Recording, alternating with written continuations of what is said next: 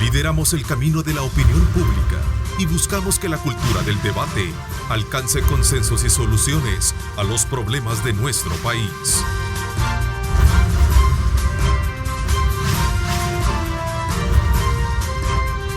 Diálogo con Ernesto López. Jueves 4 de abril de 2019, un placer enorme como siempre saludarles a ustedes. Gracias por estar pendientes de nuestra señal todas las mañanas en esta programación especial que arranca desde muy temprano con nuestros noticieros. Así es que desde ya bienvenidos a Diálogo con Ernesto López. Este día vamos a hacer un repaso de diferentes temas de país. Hablaremos sobre los esfuerzos que debe de hacer el país para poder entrar en consonancia de un plan de nación. Hablaremos de algunos aspectos que tienen que ver con la gobernabilidad. Pero antes quiero presentarles a continuación un breve resumen de lo que el día de ayer tuvimos en este mismo programa. Declaraciones del ministro de Obras Públicas y presidente del FOVIAL, Eliú Ayala, con quien hablamos sobre el tema del desarrollo vial en nuestro país y los efectos que esto tiene en la necesidad de controlar mejor nuestras carreteras y evitar accidentes, entre otros temas que abordamos muy importantes. Así es que los dejo con este breve resumen. Radio Neto, es siempre un gusto estar acá en un canal tan prestigioso, de tan amplia cobertura y por supuesto con el prestigio que imprime pues tú como presentador. Es un honor para mí estar acá. Tenemos buenas carreteras. Se han hecho una buena infraestructura de comunicación vial, pero estamos teniendo muchos accidentes. ¿Será que estamos de alguna manera asumiendo de que se hacen buenas carreteras para correr intempestivamente cuando usamos el volante? Bueno, en primer lugar es importante señalar la primera fase, porque este es un acto como podríamos decir de dos escenas, de dos elementos importantes que considerar. En primer lugar, el informe precisamente del Foro Económico Mundial que rankea a todos los países del mundo, en el último informe que es el 2018 y que es de igual manera en consonancia con todos los que ha emitido el Foro Económico Mundial en los últimos años, ubica a El Salvador como el país de Centroamérica en la categoría de conectividad como el mejor conectado de los 5 países centroamericanos. El accidente en Zaragoza. Sí. Carretera al Puerto de la Libertad. Impresionante, ¿no? Fue algo... Yo tuve acceso a los primeros videos y para mí fue lamentable que un camión, en este caso, le fallaran los frenos. Sí, de volteo. Venía un camión de volteo en una carretera, obviamente que está diseñada para lograr ventajas en tiempo, ventajas en velocidad, tiene las mejores condiciones de seguridad vial de todo el manual de SIECA. Vamos a tener concluido en los plazos como se ha trazado el proyecto de la carretera al Puerto de la Libertad. Bueno, este ha sido un proyecto que en opinión de tanto nuestra como de los que no conocen ha sido hecho en un tiempo bastante récord. Bastante rápido, un proyecto muy complejo, pero yo tengo que decir, antes de hablar de este proyecto en sí, también tenemos que tener una perspectiva del por qué estamos haciendo esto, porque de repente alguien puede pensar que es una inversión que alguien, un profano podría decir que no vale la pena para el desarrollo del país. Y yo quiero decir que hace algunos años el país decidió hacer un énfasis sobre la franja costero marina. Y este esfuerzo de la ampliación de la carretera al Puerto de la Libertad se circunscribe en 3 esfuerzos paralelos. Porque esta es la carretera que une al área metropolitana con el Puerto de la Libertad, pero de igual manera los otros 2 grandes brazos, que son la carretera que lleva al puerto, al aeropuerto San Monseñor Romero y Zacatecoluca, por el centro La Libertad y por el occidente la carretera que lleva hacia el puerto de Acajutla. Los 3 están siendo intervenidos de manera paralela. Ahora, si nos vamos a concentrar en la ampliación de la carretera al puerto, quiero pues anunciar que estamos ya un 95% en tanto de la primera etapa, que es la ampliación de la carretera, y esperamos nosotros ya en el próximo mes poder hacer una entrega definitiva. Ayer teníamos una reunión con todos los actores principales que tienen que ver con el proyecto y estamos ya resolviendo los últimos detalles para poder muy pronto poderla presentar. Bueno, de hecho, en estas mismas vacaciones de Semana Santa tendremos un dispositivo especial, de tal manera que ya se empiezan a percibir en definitiva los beneficios de una buena conectividad.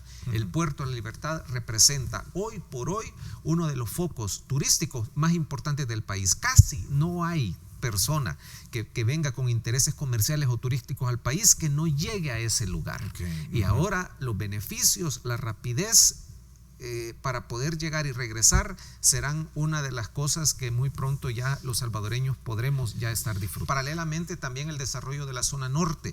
Resulta que hace poco, muy recientemente, el país terminó y fue beneficiario de Fomilenio 1 de todo un proyecto con una inversión importante. Tenemos de igual manera todo un plan maestro para poder seguir potenciando la zona norte.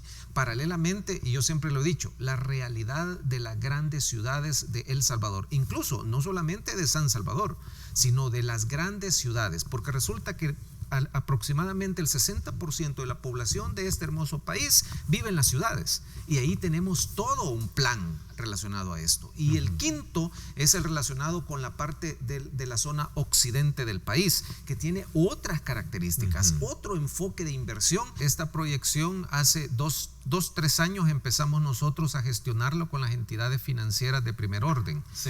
Y en ese estamos trabajando. El otro que es importante mencionarlo es que un estudio que estaba abandonado especialmente por los temas de costo, nosotros lo estamos actualizando y ya está en estudio de preinversión. Es el anillo periférico del área metropolitana de San Salvador, en la conexión desde ese punto que es la carretera de Oro, bajando hacia la autopista Comalapa, interconectándose con la carretera hacia los Planes de Renderos, siguiendo con la carretera al Puerto de la Libertad y conectándose con la salida hacia Los Chorros, en la bajada de Los Chorros. Es un segmento importante del anillo periférico que nosotros creemos que debe de ser implementado para poder viabilizar y poder unir los extremos de la ciudad. Con eso, todos los habitantes del sector oriente del área metropolitana tendrían una mejora indiscutible en la conectividad de la ciudad. Y otro elemento importante es lo que nosotros hemos llamado el eje central, que sería el corredor central de San Salvador. Y significa conectar desde el redondel del Paso del Jaguar, del paso del Jaguar, hasta la Universidad Nacional de El Salvador. Nosotros creemos que la perspectiva sobre el desarrollo que el país debe de tener está planteada. El país, en términos de infraestructura y del desarrollo vial, es el país más desarrollado de Centroamérica, y lo importante es que esta visión, que esta perspectiva no se pierda. El liderazgo de El Salvador hoy por hoy es indiscutible dentro de los 5 países centroamericanos, y creo que eso el país haría muy mal en que todos los esquemas que te llevan muchos años, mucho tiempo para poderlo desarrollar en este oficio, no en otros. Hay otras que tú lo resolves solo con una ley y cambian las cosas de un día para otro. Pero todos los que sabemos de infraestructura sabemos que aquí tienes que hacer un esfuerzo de luces cortas y luces altas. Tienes que llevar la dinámica de todo lo que necesita el país ya, y que tienes que hacerlo ya, y que es posible hacerlo ya, y empezar a tirar paralelamente otros esfuerzos que sabes que ningún país lo va a hacer en 1, 2 o 3 años. Por la referencia que me da, entonces, ¿significa que estamos condenados como ciudad? No. Céntrica para poder al contrario, no resolver un problema de caos vehicular. No, al contrario.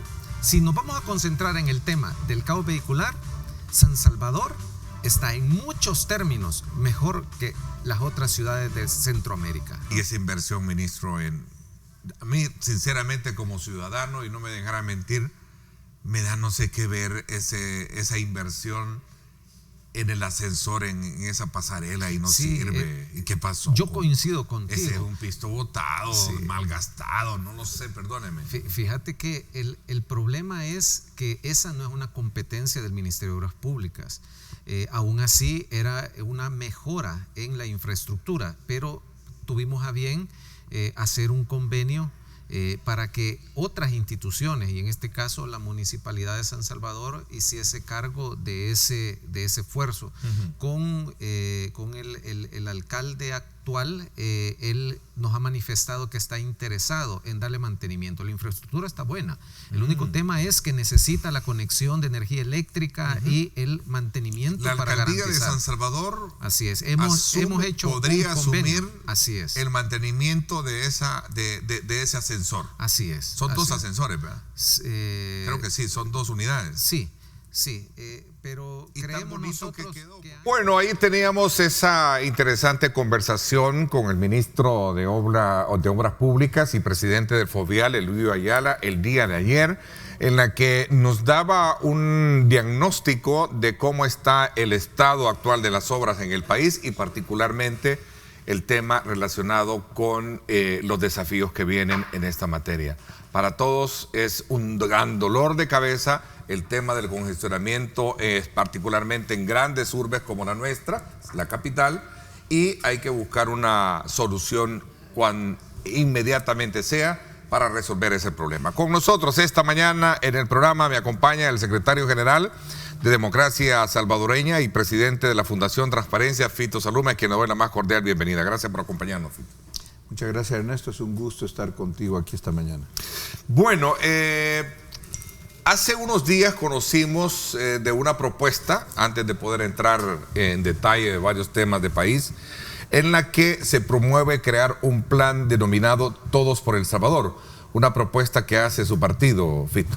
Cuéntenos un poco de qué se trata esto en el contexto de un resultado electoral y sobre todo de un proceso de transición y de toma del control del Ejecutivo por parte del presidente electo Nayib Bukele. Pues Ernesto, nosotros en Democracia Salvadoreña creemos que después de haber participado todos, como lo hicimos de forma, creo que bastante ejemplar, democráticamente, en la elección del 3 de febrero, habiendo habido un resultado, y un resultado bastante contundente, que por cierto no favoreció a algunos de los que participamos. Nosotros fuimos parte de una coalición que quedó en segundo lugar. Creo que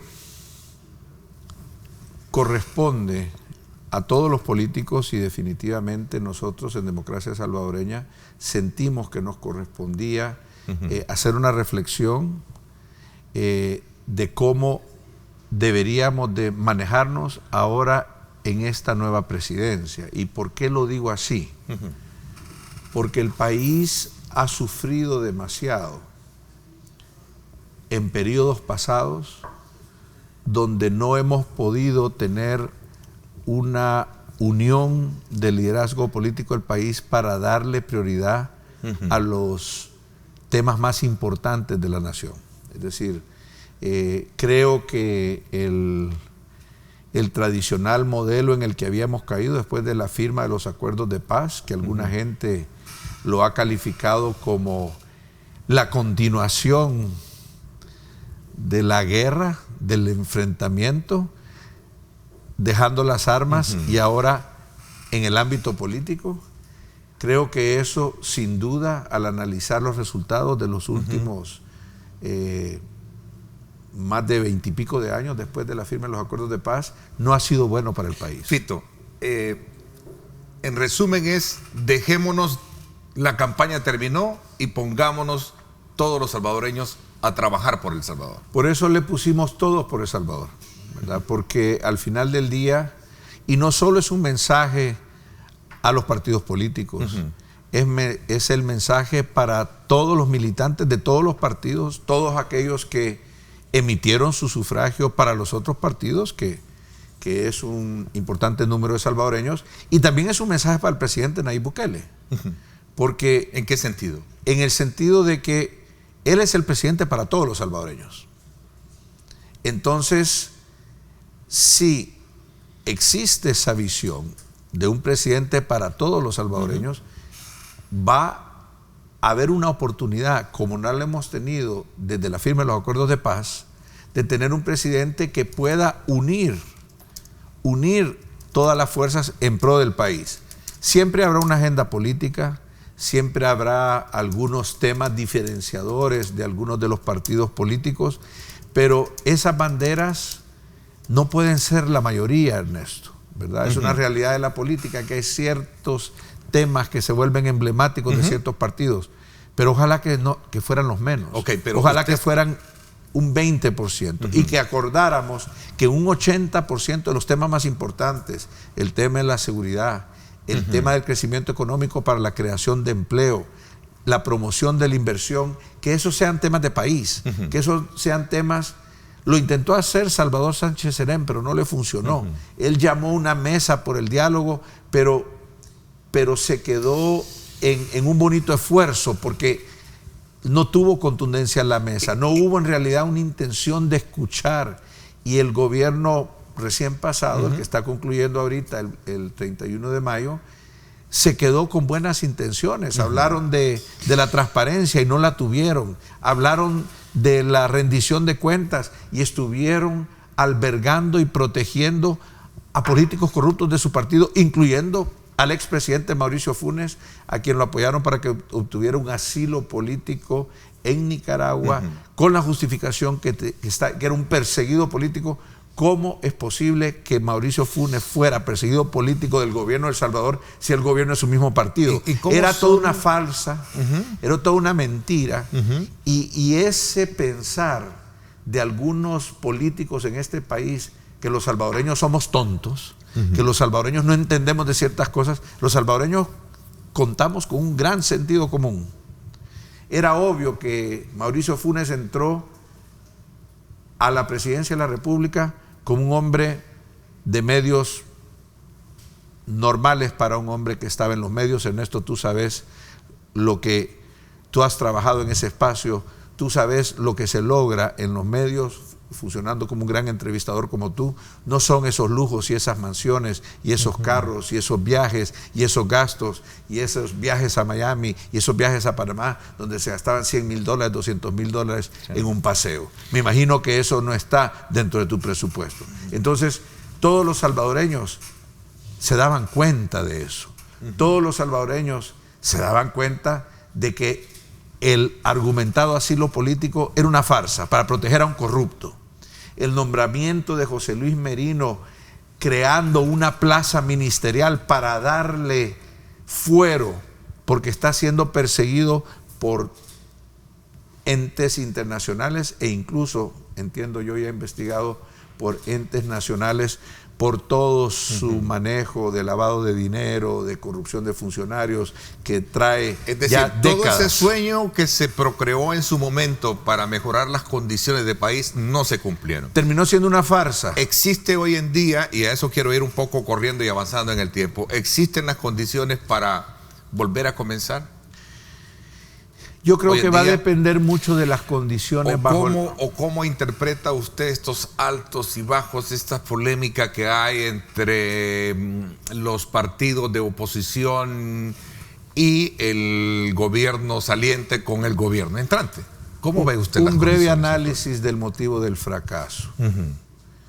Llega un gobernante, el profesor Salvador Sánchez Serén, con buenas intenciones y no logra ejecutar sus ofrecimientos, los ofrecimientos importantes.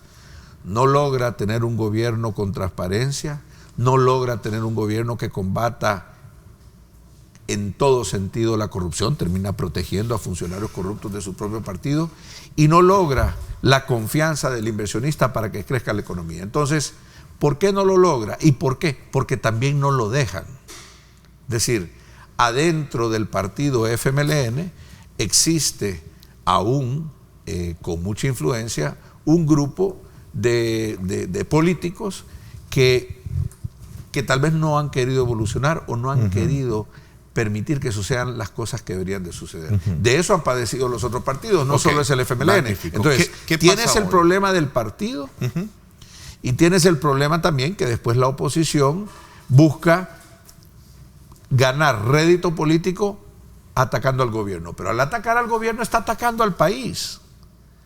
Y al no permitir que el Ejecutivo pueda llevar a cabo algunos de los planes que necesita el país, está dañando al país. Entonces el análisis que nosotros planteamos, y por eso hablamos de un mensaje, todos por El Salvador, lo podemos llamar de la manera como querramos, pero es un acuerdo de todos los salvadoreños, es que hay que permitir que este nuevo presidente tenga la oportunidad de hacer las cosas que ha ofrecido que va a hacer.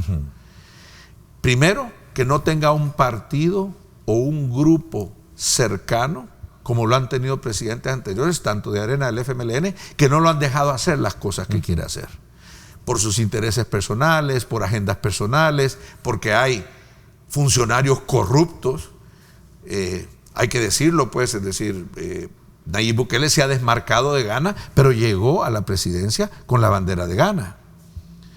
En Ghana hay personajes muy oscuros como Herbert Saca, que fue el hombre del maletín negro del gobierno de Tony Saca y el hombre del maletín negro del gobierno de Mauricio Funes, y que pretenderá, me imagino yo, volverse el hombre del maletín negro del gobierno de Nayib Bukele. Pero es que si entonces van a convencer a nuestro nuevo presidente de que la manera de hacer las cosas es la manera corrupta y de negociaciones debajo de la mesa con dineros sonsacados de la presidencia de manera ilegal, si vamos a seguir en lo mismo, vamos a terminar en lo mismo, Ernesto. Entonces yo creo que aquí hay que hacer un corte con las viejas prácticas, parteaguas, ¿no? un parteaguas, un atrás. Herbert Saca está siendo investigado por la Fiscalía General de la República, está siendo investigado por los Estados Unidos por lavado de dinero, tiene señalamientos de narcotráfico, y me imagino que como es un hombre de muchos recursos, de esos recursos que vienen de orígenes no justificados,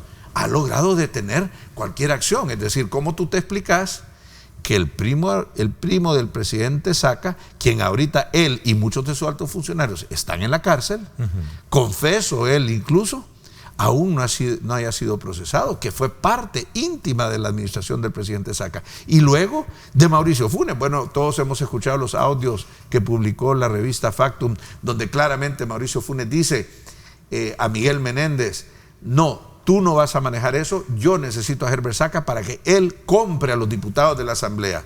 Eso es cohecho, eso es lavado de dinero. Ahí hay una serie de delitos, no se digan los delitos en que incurrieron los mismos diputados del partido Ghana, que han sido los principales que recibieron esos dineros, pero entiendo que podrían haber habido también en ciertas ocasiones funcionarios de otros partidos que también incurrieron en el delito de evasión de impuestos porque no declararon esos ingresos, y de enriquecimiento ilícito si no incorporaron la masa monetaria que obtuvieron de esos pagos, ¿verdad?, dentro de su declaración patrimonial para temas de probidad. Entonces, todo eso tiene que dejarse en el pasado. El presidente Nayib Bukele ha hablado de una CICIES.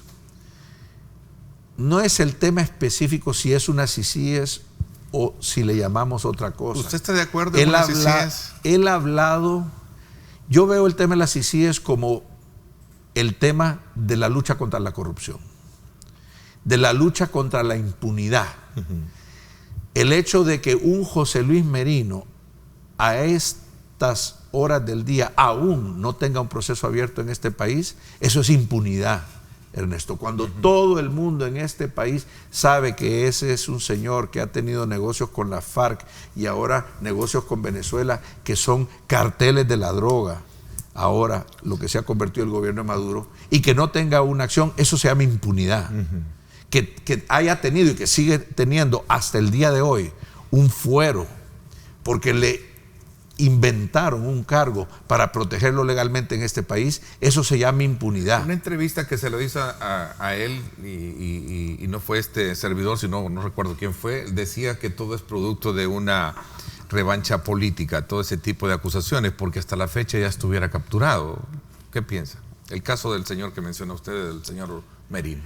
Bueno, yo le invitaría al señor Merino que se dé una vuelta por Estados Unidos. Yo creo que no lo dejan regresar.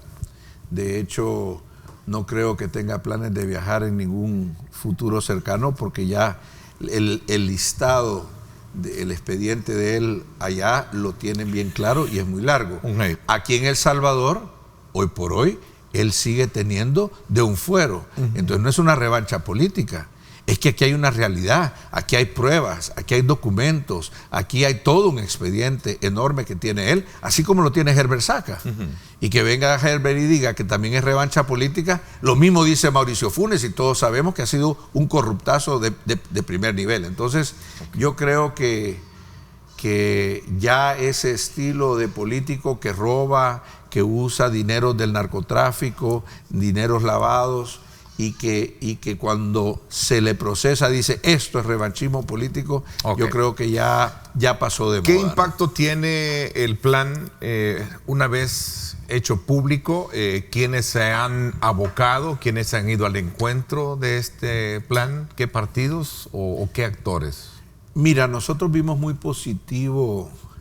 Después de la contienda hubo un partido, el PCN, que inmediatamente, por medio de su secretario general, manifestó la voluntad de ponerse a disposición de trabajar con el presidente.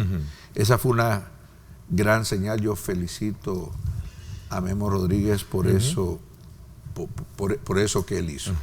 Después de eso entiendo que también Rodolfo Parker del PDC ha expresado en algunas declaraciones, no sé en qué carácter, en qué nivel de formalidad. Pues yo trabajé muy cerca con Memo y con Rodolfo y siempre les agradecí su gran amabilidad en el contexto de nuestra coalición que tuvimos para la elección presidencial, y luego lo hizo Mauricio Interiano. Es decir, los 4 partidos que pertenecimos. Estás viendo Diálogo con Ernesto López.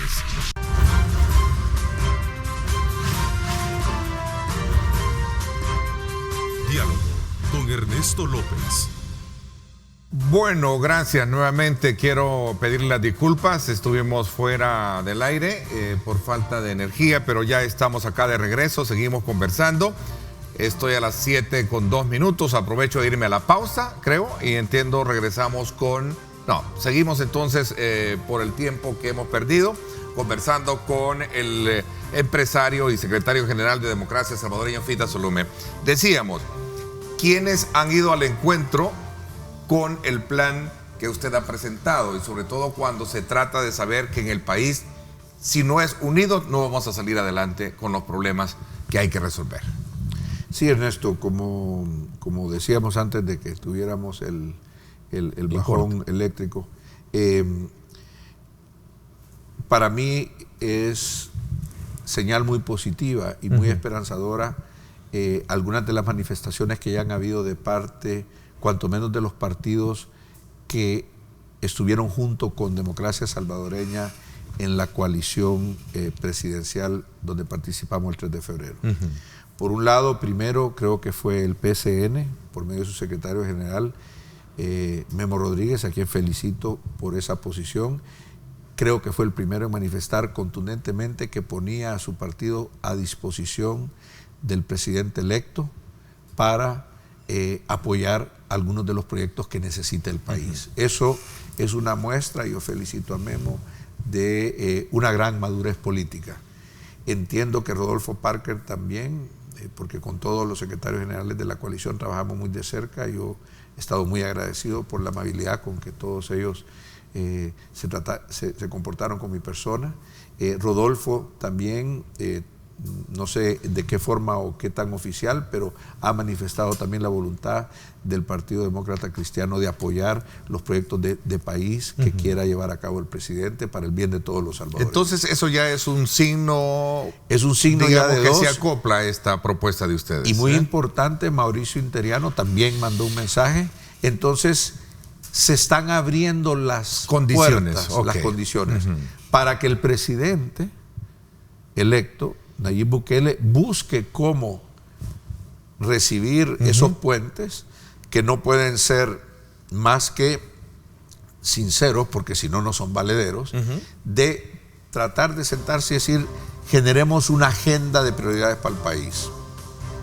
Y eso es lo que nosotros estamos proponiendo. ¿Qué agenda es la que tienen ustedes como propuesta en Democracia Salvadoreña? Combate a la corrupción, ya hemos hablado en minutos anteriores. ¿Y cómo usted ve este estilo de trabajo que hay entre la oposición y el nuevo presidente? un pleito, una polémica por dónde llevar a cabo la ceremonia de traspaso. ¿Qué piensa al respecto? Voy a hacer una pausa así brevemente y regresamos con usted.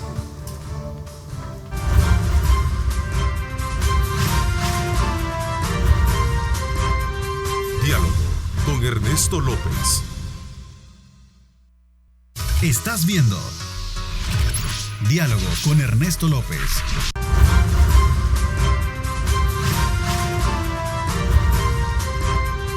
Diálogo con Ernesto López.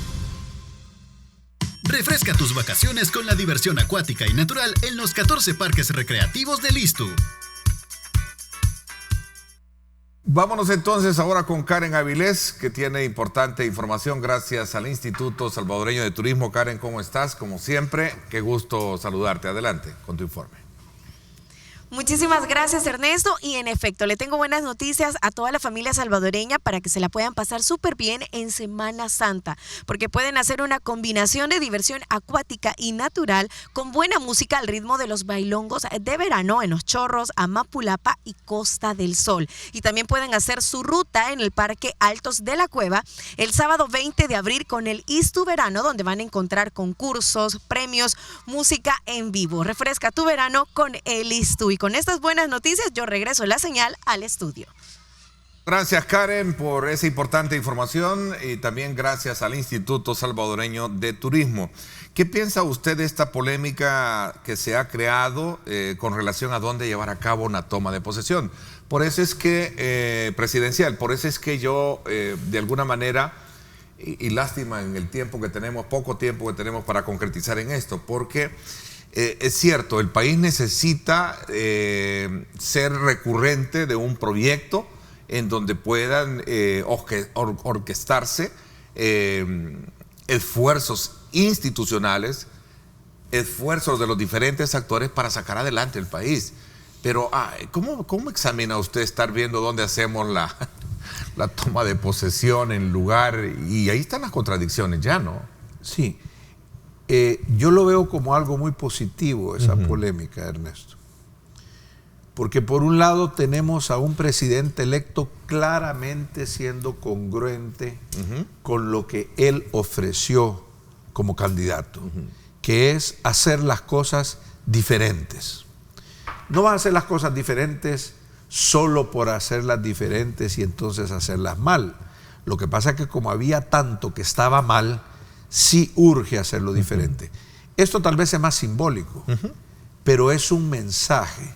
Y yo creo que si bien hay justificaciones de ambos lados, yo creo que esta es una invitación a dar una señal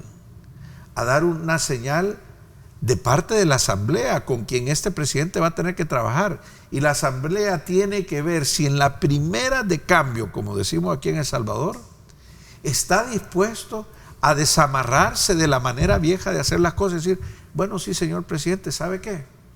Estamos de acuerdo a explorar nuevas maneras de hacer las cosas, nuevas maneras para llevar adelante a El Salvador. Empecemos con la toma de posesión. ¿A dónde le parece? Lo tiene que juramentar la Asamblea, está bien. ¿A dónde le parece a usted? ¿A dónde cree usted que lo deberíamos hacer? ¿O usted quiere hacer una encuesta pública para que la gente diga dónde lo quiere hacer? Estamos abiertos. ¿Y por qué no, Ernesto? ¿Qué señal más buena estaría mandando el presidente de la Asamblea Legislativa, Norman Quijano, que convenciera a su directiva de hacerle ese ofrecimiento al presidente Nayib Bukele, de poder tener una plática, una señal que creo que todos los salvadoreños la verían como positiva, la verían esperanzadora de que las cosas pueden cambiar en este país. En mi programa de radio el lunes pasado el doctor Norman Quijano decía, no es una decisión de Norman, es una decisión de la Junta Directiva en primer lugar, y en segundo lugar hay que cuidar los cánones de la seguridad. Y decía por ahí también el doctor Portillo Cuadra, si no más lo recuerdo, decía, no queremos prestarnos también a que esto sea un circo, por un lado, y por otro lado, a facilitarle que cualquiera pueda gritarle, insultarles, tirarles agua y todo en una plaza pública. Yo no sé cómo parte de lo que hizo. Yo no sé si tú has visto la toma de posesión de los Estados Unidos. Ese es el Capitolio, ¿no? En la parte de afuera. Pero es afuera. Sí. Entonces, si hay una juramentación del hombre posiblemente Claro. el más poderoso del mundo, que tiene enemigos declarados desde todo, todo recóndito del mundo. ángulos, sí. Y no existe problema de seguridad y no existe problema de abucheo, Sí. yo creo que es cosa de voluntades, Ernesto. Yo creo que Norman Quijano lo ha hecho correctamente, una decisión de la directiva. Por eso dije yo, ojalá que él pueda convencer a la directiva de la Asamblea que es una oportunidad de mandar una señal, como él la mandó. Porque Norman, para mí, se ganó un premio cuando él convenció a la directiva de entregar esas camionetas y todos esos lujos y privilegios. Esta sería otra oportunidad de lujo no para él, nada más, sino que para su directiva. Porque lamentablemente se nos fue el tiempo. Concretizando, ¿usted espera que esta transición sea sinónimo de oportunidades para trabajar por el país? Eso propone Democracia Salvadoreña.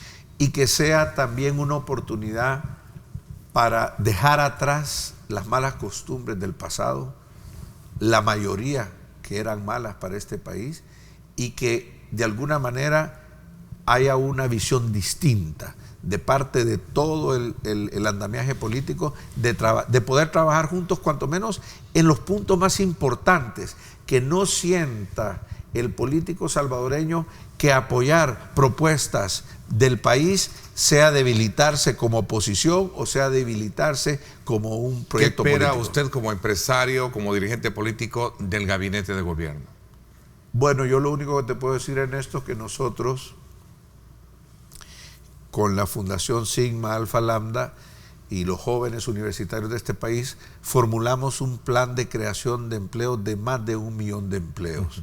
Nosotros le entregamos ese plan no solo a la fórmula que apoyaba la coalición en que estaba nuestro partido, sino que también a Nayib Bukele y también a los otros candidatos presidenciales. ¿Qué esperamos? Que ojalá el presidente Bukele tenga un plan igual o mejor. Y eso es nosotros lo que esperamos como empresarios, porque creación de empleo viene por la inversión privada que tiene que haber en este país. Sin inversión privada no va a haber creación de empleos. Ojalá pues que todos podamos trabajar juntos con eso. Los empresarios que amamos este país, que invertimos en este país, estamos deseosos de apoyar en ese esfuerzo. Y aquí es un esfuerzo no solo para los grandes empresarios, para los micros, pequeños, medianos empresarios de este país, que son los que crean el 94%, Ernesto, 94% de los empleos en este país. Confieso que me quedé todavía interesado en seguir leyendo lo que está aconteciendo en nuestro país. Vamos a reprogramar esto para más adelante. Muchísimas gracias, va a ser un gusto, Ernesto. Un poco de inconvenientes con el tiempo y luego el corte de energía. Lo vamos a hacer más adelante, sé de su agenda muy complicada, pero vamos a buscar el espacio para hacerlo. Así es que desde ya, gracias nuevamente por haberme acompañado. Gracias, Ernesto. Y ya está el Águila, ya es hermano de la Alianza. Pues ahí está tratando de picotear al elefante, ¿verdad? Porque ahí en la tabla ya lo viste. Ya casó el Águila. ¿Ah? Está tratando de picotear al elefante. Nosotros los dejamos que el mejor fútbol prevalezca. Así que ese es el apoyo que le damos no solo a la Alianza y al Águila, sino que a todos los equipos de la Liga Mayor. Deme la primicia esta mañana para saber si ya tiene el Águila. Somos patrocinadores del Águila. Bueno, pero sigo como presidente muy honrado del equipo Albo, que es uno de los mejores equipos de este país. Esa es la pregunta que mi hijo Paolo me dijo. Y es el equipo de tu hijo. Preguntarle si ya tiene el Águila, me dijo Paolo. Sigo siendo presidente de tu hijo, del equipo de tu hijo. Me voy a la pausa y regreso a hablar de otro tema muy importante para el país. Educación superior para el crecimiento económico. Gracias. Vamos a la pausa y regresamos con este tema. Ponle ritmo a tus vacaciones con los bailongos de verano del ISTU en Los Chorros, Amapulapa y Costa del Sol.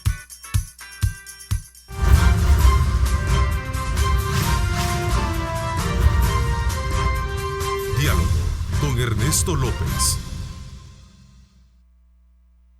Estás viendo Diálogo con Ernesto López.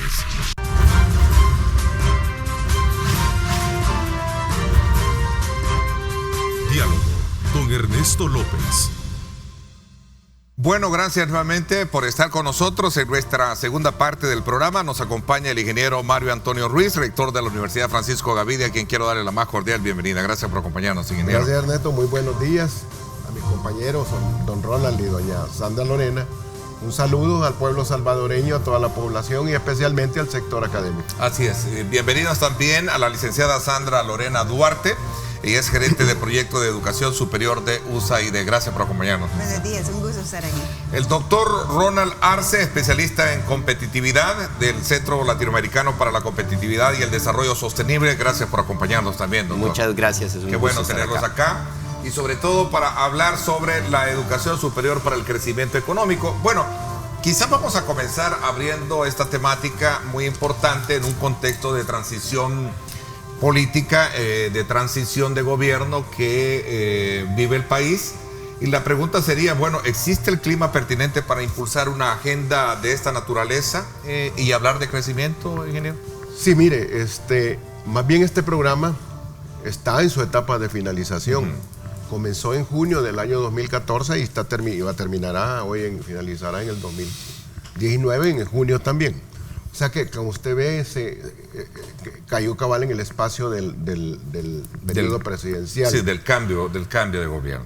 Este proyecto de educación superior para el crecimiento económico está enmarcado dentro del programa de la Alianza para la Prosperidad. Este proyecto de educación superior, además de que hemos logrado vincular la universidad con la empresa, hacer algo que antes era muy difícil, y que se criticaba que los estudiantes salían sin pertinencia, sin formación adecuada a la realidad de lo que se estaba viviendo. Y lo que pretendía esto es generar impacto en las empresas y que las empresas impactaran también en las instituciones de educación superior.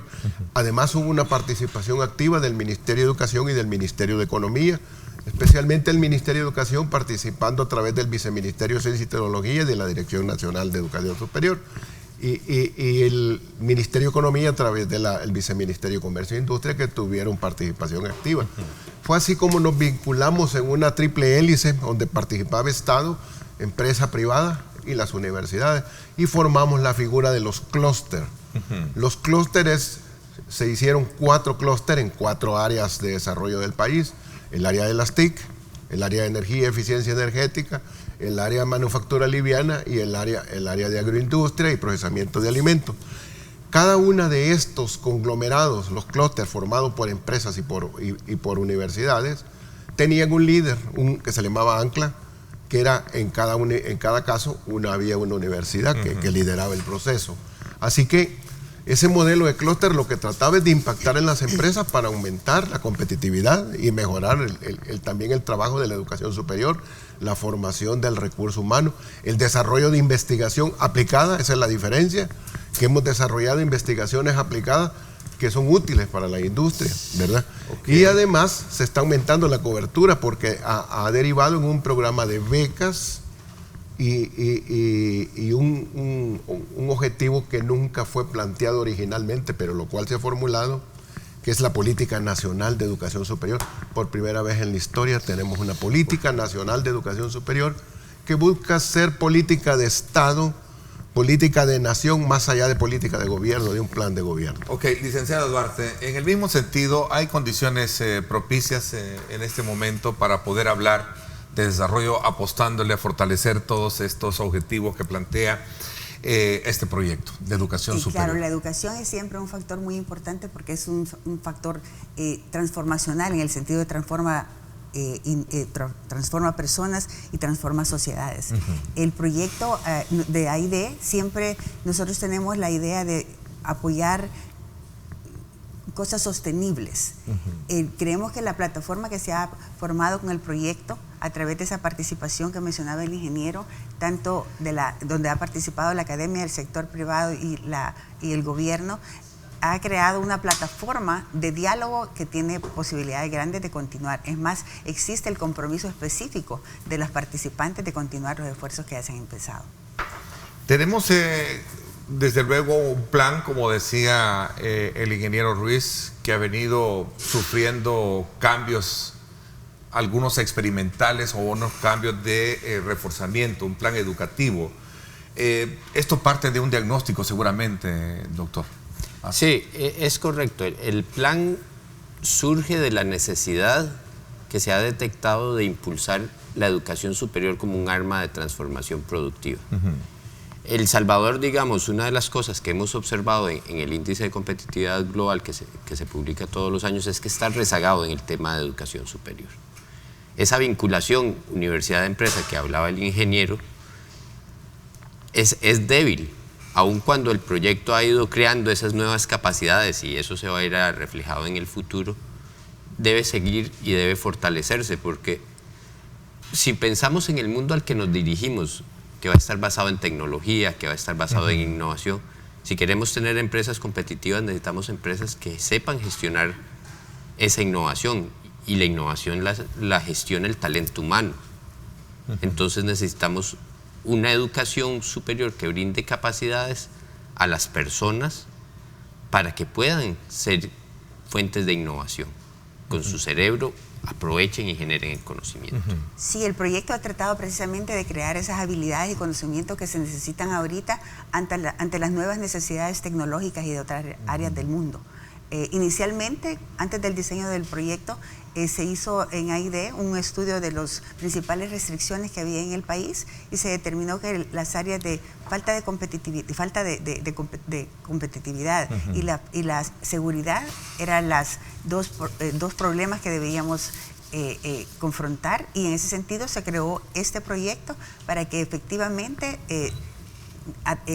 viera las tres distintas áreas que se han trabajado, donde están la parte del talento humano, la parte de la currícula y la investigación aplicada, y la parte de un fortalecimiento institucional para que las universidades realmente puedan responder a las necesidades de la industria al convertirse en proveedores de soluciones.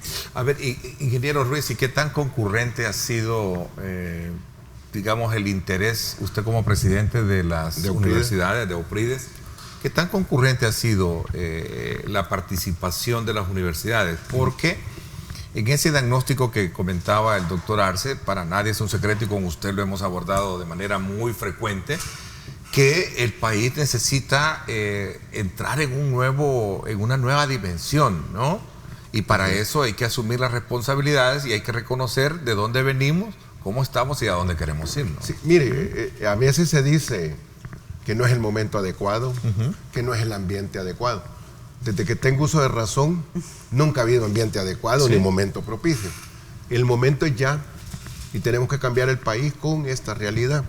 Esta es nuestra realidad, este es nuestro país, es estas condiciones, esto debemos de cambiar. Lo malo que está en el país hay que cambiarlo, y una manera importantísima, estratégica para cambiar el país es la educación, y específicamente la educación superior, porque la educación superior, ahí es donde se forman los líderes del país, ahí es donde se forman los científicos, ahí se forman los investigadores, los que dirigen las empresas, los maestros que van a capacitar a todos los estudiantes de todos los demás niveles y van a educar de tal manera de que la educación superior, como decía Federico Mayor Zaragoza, el ex secretario general de la UNESCO, hay que centrar en la mejora en la educación superior, para que esta va a permitir derivar en la mejora de todo el sistema educativo, ¿verdad? Ahora lo que hemos tratado es, no había vinculación, era escasa, era de momentos que se daban algunas relaciones personales, se establecía vinculación universidad-empresa, e inclusive entre las mismas instituciones de educación superior existía por ahí una competencia que se decía en voz baja. O sea, de aquello que nos saludábamos de beso en público, pero debajo nos criticábamos. Sí, claro. Y ahora las instituciones hablamos en voz alta, cooperamos. ¿Cuál es la actitud de las instituciones? Pues positiva. En este proyecto es un proyecto histórico que logramos mover a todas las instituciones de educación superior que participaran, públicas y privadas, incluyendo la Universidad del Salvador. Ha participado el Estado a través de su Ministerio de Educación y su Ministerio de Economía, y ha participado la empresa privada, los empresarios a través de las cámaras empresariales, como es CASATIC, en el clúster de TIC, la ASI en el clúster de manufactura liviana, la Asociación Salvadoreña de Energías Renovables y la ASI en el proyecto de energía de eficiencia energética, y Camagro en el de procesamiento de alimentos y agroindustria. De tal manera de que hemos hecho participar al sector industrial con las gremiales empresariales que representan al sector, al área a que se dirigía el clúster. Ok, entonces en esto hay un papel bien importante, o qué papel juega la política pública, el gobierno, y sobre todo, perdónenme un poco, bajo esa lógica como quiero colocar este tema, porque cuando hablamos de educación superior, no solo hablamos del reino comercial o privado, ¿verdad? De universidades privadas, sino que también hablamos de la educación superior pública, ¿no? Así es. Licenciado. Bueno, para nosotros ese triángulo de universidad, empresa privada y gobierno es elemental. Incluso ha sido una de las bases del proyecto en cuanto a la creación de estos clústeres para que ese diálogo fluya entre los tres sectores. También hemos tenido exposición a otros países en los cuales hemos visto modelos en que el factor que siempre sale como una de los motivantes ha sido la participación del sector privado. Como ellos, por ejemplo, en el modelo de North Carolina, el gobierno invirtió y motivó a que otras empresas se unieran a los esfuerzos con la academia. Hemos visto también, hemos expuesto al grupo a los modelos de Medellín, a los modelos de Chile, donde se ve expresamente la participación del gobierno. En este caso, el Mineducit, el Ministerio de Educación, el Ministerio de Economía han sido participantes claves en muchas de las iniciativas que se han dado. La Dirección Nacional de Educación Superior, por ejemplo, ha participado de una manera muy importante en ese acompañamiento con el cambio de las carreras que se hizo, en la creación de nuevas carreras, la mejora de las carreras y la aprobación, que por ejemplo para el proyecto se pidió un tiempo récord para que esas fueran aprobadas en tiempo especialmente corto. ¿Cómo voy a hacer una pausa, doctor Arce? ¿Cómo vamos a medir los alcances o qué proyecciones, bajo qué proyección se va a lograr los alcances que tenga un proyecto tan importante, tan necesario para países como el nuestro, que busca de alguna manera potenciar su economía mejorando su educación, ¿no? Vamos a hablar de esto cuando regresemos. Voy a la pausa, gracias. Tengo información de tráfico también para usted. Gracias por sintonizarnos a esta hora. Este es el informe del tráfico desde el Megadrón. Gracias a Seguros del Pacífico. Seguros del Pacífico te ofrece full cover y cero deducible en tu seguro de vehículo. Para más información, llama al 2283-0800 o contacte a su asesor de seguros. Vámonos entonces hasta el sector, llamémosle el sector poniente de la capital. Ahí es, este es el calle El Mirador, este es el sector del Colegio Sagrado Corazón, donde a propósito escuchábamos anteriormente el reporte de una colega periodista. Allí se lleva a cabo en el Colegio Sagrado Corazón, una misa de los 20 años del asesinato de Katia Miranda. Este es el tráfico a esta hora, libre en esta importante arteria, no hay ningún problema, hacia el sector de la Torre Futura, ¿verdad? Para que usted tenga una mejor ubicación de cómo está el tráfico, un poco lento, si lo vemos de la parte de poniente hacia oriente, pero de ahí pues prácticamente libre. Interesante la imagen, bonita estampa, así está el país, así está el clima a esta hora, para que usted se refresque con esta preciosa imagen acá, en San Salvador.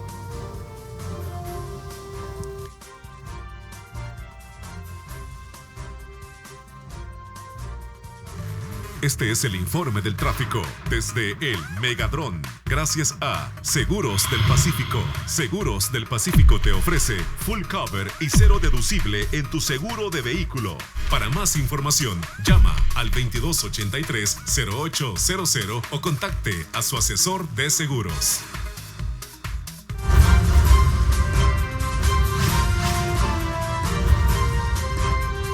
Diálogo con Ernesto López. Estás viendo Diálogo con Ernesto López.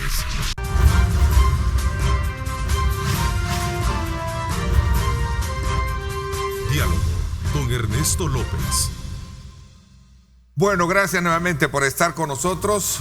Continuamos conversando sobre la importancia que tiene una apuesta de educación superior para el crecimiento económico, un esfuerzo que desde luego realizan USAID, está también la Universidad Francisco Gavidia, UPRIDES también está dentro de todas las universidades, en este proyecto que desde luego busca generar las condiciones pertinentes a través de la identificación de rubros que permitan apostarle en su desarrollo. Hablábamos de las 3 o 4 áreas, especialmente en el área de alimentos, ¿verdad? Hablábamos de energía sostenible, manufactura y creo que... Y TIC.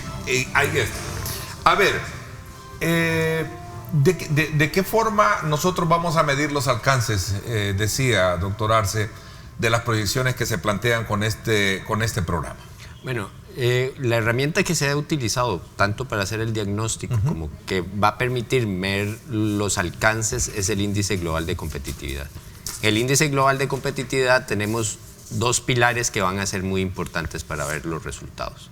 Uno es el de innovación, que ahí vamos a tener 2 tipos de innovaciones. Uno es lo que se llama o lo que se conoce como innovaciones duras, ¿verdad? Que van a ser las patentes nuevas, las investigaciones científicas que se publican en revistas internacionales, y otras las innovaciones más blandas, que son las innovaciones comerciales. Entonces, aplicaciones de marcas nuevas, registros, adopción de tecnología por parte de la empresa. Y el otro sector donde vamos a ver importantes cambios, esperaríamos, es en el dinamismo empresarial. ¿Qué tanto están adoptando nuevas tecnologías? ¿Cuál es la vinculación universidad-empresa? ¿Qué tanto se están generando nuevas ideas comerciales? Eso a nivel de resultados de impacto. Otro elemento que debería de tener influencia el programa y las políticas establecidas dentro como parte del programa es en la generación de habilidades para los trabajadores. Son estas habilidades pertinentes para lo que necesitan las empresas, y eso se evalúa año con año.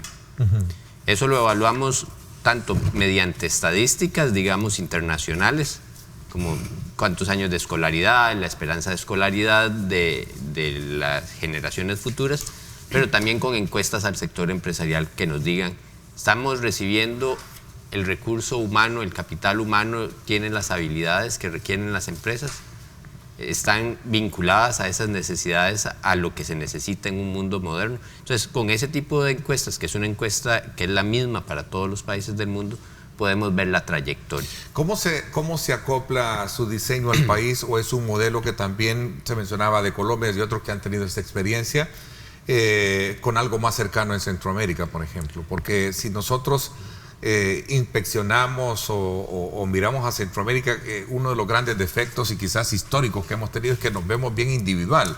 Centroamérica es tan pequeña como tan grande puede ser, eso lo hablábamos anteriormente. ¿Qué piensan al respecto? Bueno, tal vez para aclarar, el índice global mide las mismas variables para los 140 países para los que se calcula. Entonces, para tener una comparación objetiva. Claro. Claramente los países de Centroamérica estamos, digamos, tenemos ciertas desventajas, pero aún a nivel regional tenemos mucha diferencia. Costa Rica y Panamá están adelante de lo que es el CA4. El Triángulo Norte y Nicaragua tienen características muy similares y los rezagos son similares. En la entrevista anterior se hablaba de las instituciones, ese también es otro problema, digamos, que se refleja en el índice de competitividad y que también tiene influencia sobre todo lo demás que estamos hablando en este momento, sobre el clima de negocios. ¿Por qué? Porque es más difícil hacer negocios cuando hay una incertidumbre política, cuando es más difícil saber, bueno, voy a estudiar y voy a prepararme para un futuro mejor, pero no sabemos si vamos a tener oportunidades laborales, porque las empresas no están invirtiendo. Y pues las empresas no están invirtiendo porque hay un riesgo político importante. Entonces, ese tipo de variables también tenemos que irlas controlando si queremos ir avanzando en este camino. Por esa razón hice énfasis yo en el tema de la política pública. O sea, es decir, el sector privado tiene mucha expectativa con un cambio de gobierno, si se van a recrear condiciones favorables para mejorar la inversión. cómo golpea el tema de la inseguridad también es otro de los aspectos. O sea, aquí estamos hablando de hilvanar muchos aspectos en esta área. Sí. A ver, ¿qué piensan Sí, del resto? Mira, Néstor, pero para llegar a lo que hablaba el doctor Ronald, de llegar a medir impacto, la competitividad del país, para llegar a eso hay que hacer una cantidad de cosas. O sea, no vamos a mejorar solo porque estemos pensando y filosofando. Hay que quedar claro, no vamos a mejorar los indicadores, vamos a ir de mal en peor. Hay que hacer cosas concretas y eso es lo que hizo este proyecto, en la búsqueda de lograr mejorar esos índices, de los valores que nosotros tenemos. Voy a manera de ejemplo ya con datos concretos que ha logrado el proyecto. Ejemplo, más de 1.400 docentes e investigadores universitarios y gente del área de administración universitaria que han sido capacitados. Ese es un impacto grandísimo en el funcionamiento de las instituciones, en la investigación y en la calidad de lo que están enseñando.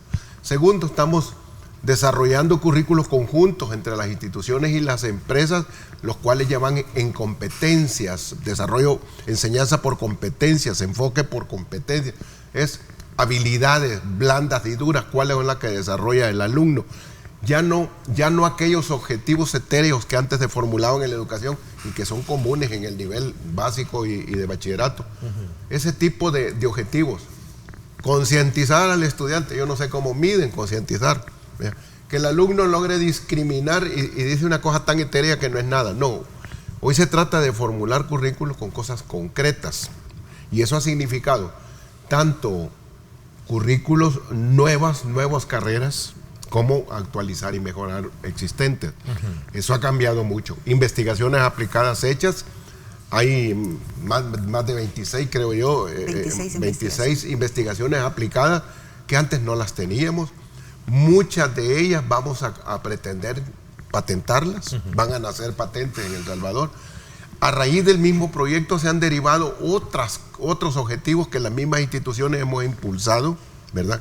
Hemos impulsado, como por ejemplo, nosotros hoy estamos haciendo aplicaciones de nanotecnología, investigaciones en nanotecnología, que ya búsqueda de otras aplicaciones, como por ejemplo potabilización de agua, grave problema en El Salvador, el problema del agua. Estamos buscándole soluciones de cómo resolver el problema del agua en El Salvador. Entonces, y así como eso, nuevos materiales, diagnosticando cómo están decontaminados los alimentos y todo lo que ingerimos en El Salvador, en los niveles de contaminación que tenemos. Por ahí hemos hallado que toda la sal que se consume en El Salvador, hemos tomado muestras y le hemos encontrado plásticos, residuos plásticos a todo, porque es agua evaporada del mar la que se hace para obtener la sal. Entonces, así como eso, tenemos datos concretos de tanto de planes de estudio nuevos, carreras nuevas, carreras más adaptadas a la realidad que han sido hechas con la empresa. O sea que esto nos va a permitir que en un momento dado nuestros indicadores, nuestros índices de competitividad vayan cambiando y vayan mejorando, porque de otra manera, si nunca empezamos o nunca vemos el momento oportuno, porque el momento oportuno ya nos pasó desde hace tiempo. ¿Qué tan sostenible vamos a estar con este proyecto en el tiempo y sobre todo cuando se trata de ver la cooperación para el sistema de educación por medio del proyecto de Alianza para la Prosperidad?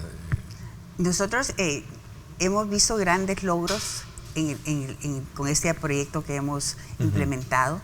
Como decía el ingeniero, en distintas áreas se han creado centros de orientación de carrera en las instituciones, se han hecho pasantías, se han hecho mentorías también. Ha sido una serie de logros muy grandes que, por cierto, esta tarde vamos a estar presentando. Tenemos la celebración de los logros del proyecto esta tarde, porque realmente usted ve cuando habla con universidades, con empresa privada, con gente del gobierno, ellos expresan la cantidad de ganancias que se han hecho, la cantidad de logros que se han hecho. En este sentido, muchos de ellos son cosas que ya quedan establecidas con una sostenibilidad que creo que más bien el ingeniero podría dar fe de lo que se está haciendo como consecuencia de lo que el proyecto inició. Esos 4 clústeres, ese diálogo que se ha iniciado es un factor muy importante. El problema es que muchas veces todas las cosas que se están realizando no se comunican,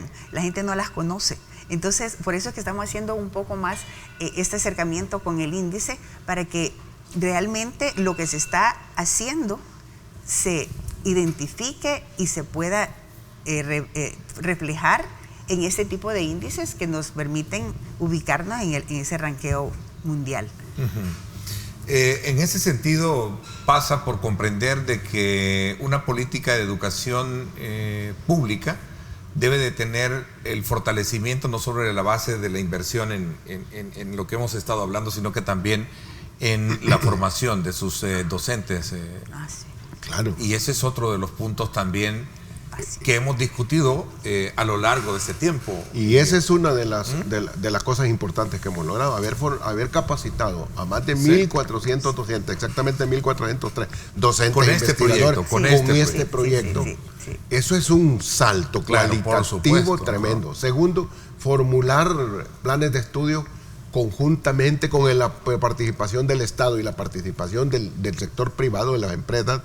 Eso ha pegado otro salto, donde estamos fortaleciendo las carreras STEM, las siglas en inglés de ciencias, tecnologías, ingenierías y matemáticas, que es la que hay que fortalecer, que son las productivas, las que van a desarrollar el país, ¿verdad? Por eso quizás hay que insistir en esto.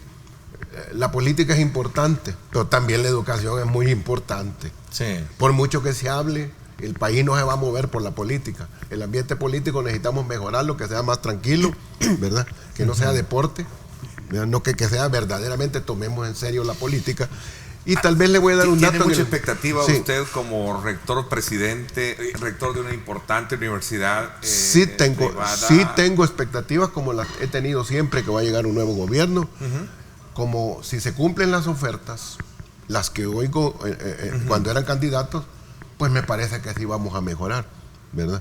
Me parece que sí vamos a manejar. Y hasta ahora, lo que se ha dicho o lo que se ha expresado, porque todavía no ha tomado posesión, me parece que da un ambiente propicio. Pero antes que eso suceda, que es lo del gobierno, nosotros como instituciones de educación superior, queriéndole dar sostenibilidad al proyecto, ¿qué pasa que se termine el proyecto? Pues este día vamos a firmar los participantes en el proyecto un consorcio, vamos a crear un consorcio de instituciones de educación superior para el crecimiento económico. O sea, hemos decidido 9 instituciones de educación superior, mantener el modelo, continuarlo, profundizarlo, mejorar los clústeres y ampliarlo a otros clústeres. O sea que nosotros como tales, como salvadoreños, asumimos el reto, ¿verdad? Bueno, agradecemos la ayuda. Puede ser una buena, digamos, una buena plataforma para que el nuevo gobierno pueda aquí le vamos a presentar su mirada hacia ese tipo de. Claro que sí, inclusive los 4 candidatos a presidente y los 4 candidatos a vicepresidente ya tienen la propuesta de la política. Los 4 candidatos a vice y los 4 candidatos a presidente ya lo hemos discutido. Inclusive cuando fue el debate fue mi pregunta. Quizás estaba midiendo si los habían leído, ¿verdad? Si lo habían leído, porque verdaderamente el país necesita tomar acciones concretas, especialmente en educación, y si le vamos todavía más, apuntamos más el lápiz en educación superior. Este tipo de educación superior vinculada con la realidad, con la empresa, y el modelo de clúster que debería de haber en todas las áreas de desarrollo del país. Deberíamos de ir creando clústeres cada uno, lo que pasa es que cuesta dinero. Okay. Reflexión concluyente y de alguna manera también la experiencia que nos puede dejar esto, es decir, de cómo concientizar y cómo elevar a esa conciencia de los futuros gobernantes, y digo a nivel ya de gobierno, no sabemos quién va a estar al frente del Ministerio de Educación. También hay una rectoría de competitividad también, que creo que es importante medir el aporte que puede dar, pero vamos a hacer este análisis concluyente cuando regresemos. A usted, gracias también por estar participando, @diálogo21, @Neto López Radio. Son las 2 cuentas en Twitter disponibles para que usted siga en redes aportando y generando opinión.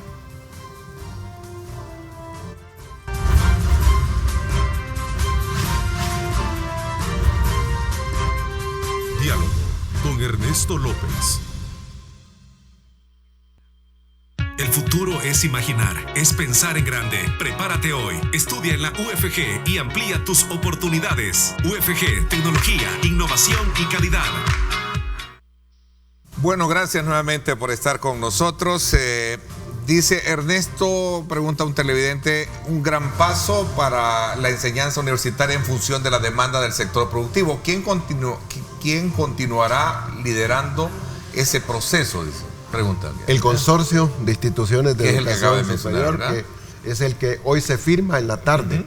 Hoy en la tarde se hace el acto de presentación de los logros de este proyecto, que es lo que ha sucedido en los casi 5 años que llevamos, y además allí se va a firmar el documento, el acta de constitución del Consorcio de Instituciones de Educación Superior para el Crecimiento Económico, y tomamos la batuta y continuamos empujando. Interesante, licenciada Duarte, ¿cómo entender que vamos a sacar el mejor provecho de una apuesta con este programa, reconociendo que gran parte del inconveniente que tienen los países del Triángulo Norte es la migración? Es interesante esa pregunta.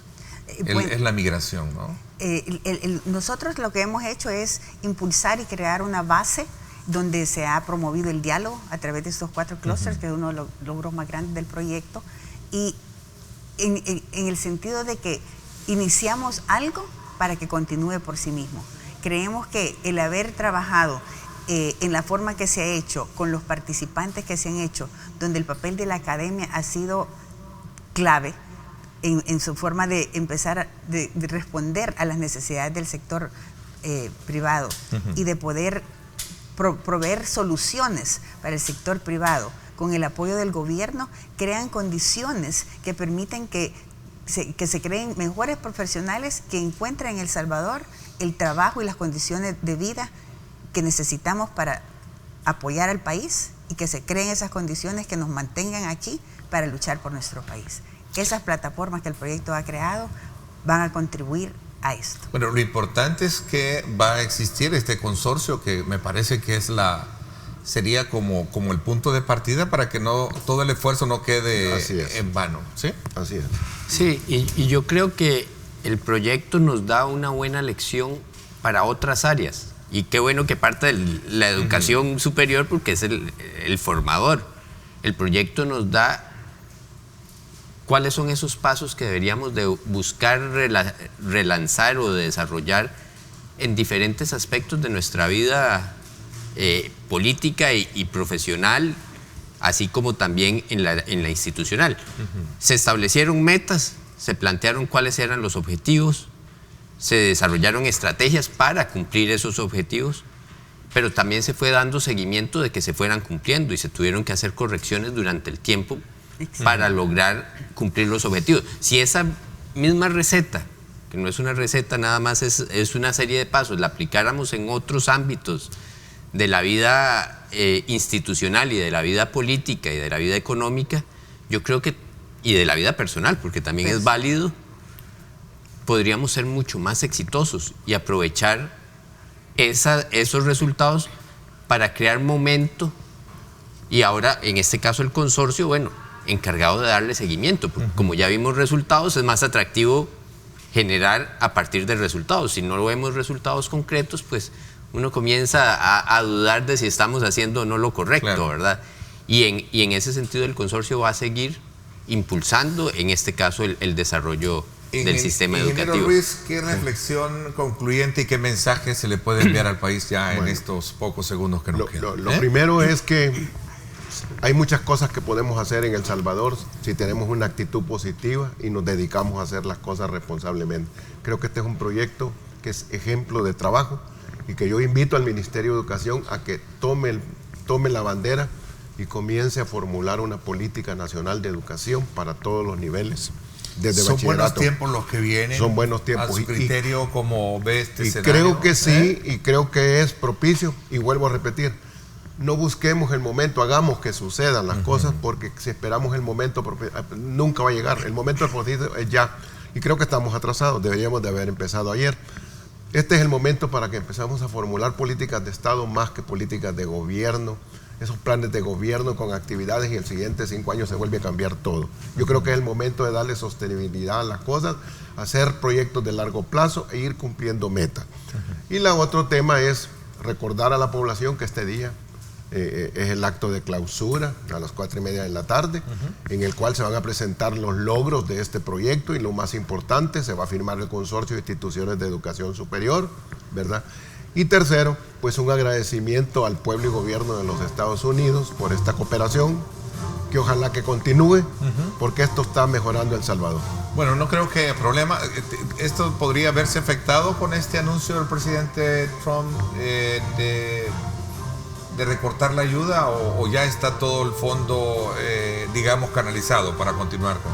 Así brevemente. El proyecto tenía una vida de 5 años, el cual llega a su final ahorita. Okay. Entonces, ya es mejor hablar de cosecha.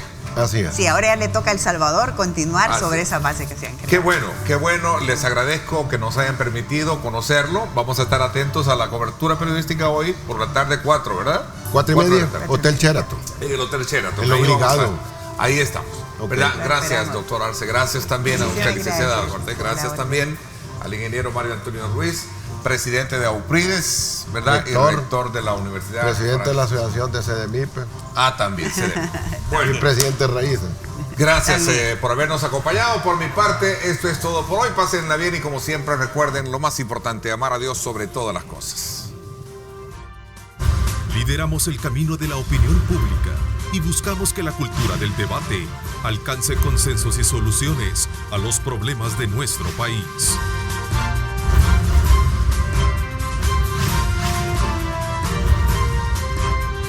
Diálogo con Ernesto López.